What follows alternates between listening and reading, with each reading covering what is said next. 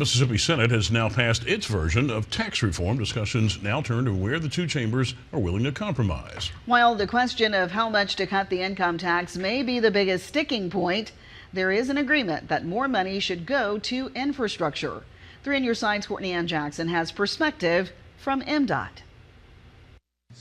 No matter which version of tax reform wins out at the Capitol this session, both currently have you paying more at the pump. But MDOT Executive Director Brad White wants you to know this about where those dollars would end up. Under either plan, the taxpayers would be able to have confidence that the money that they're paying is going directly to bridge and highway projects around the state, all of which they would benefit from. And you may be interested to know that while prices would increase, neither of these bills do anything to the fuel tax that would put us above any of the states around us. We would still be one of the lower states in the country when it comes to fuel tax or taxes on fuel. MDOT isn't endorsing either plan. Rather, they're just glad a dedicated revenue stream is part of the conversation. The House plan generates probably more money with their version of the sales tax on fuel, but also they're using the money that we get from lottery to help shore up PERS.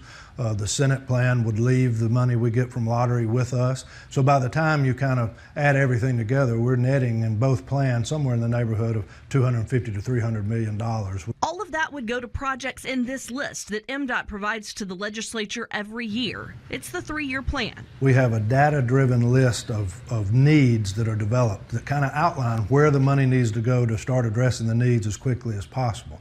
With any extra revenue dedicated to this plan, what you'll see is an escalation in these projects and more projects being added to the list. We'll be able to do more quicker. In the past, due to the lack of adjusting our funding model, what you've seen is we would have a plan going out 3 years and the money would never go as far as we needed it to.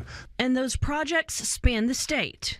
That's up in Oxford, you know, the big road there, Gluckstadt here in Madison. Courtney Jackson, 3 on Your Side.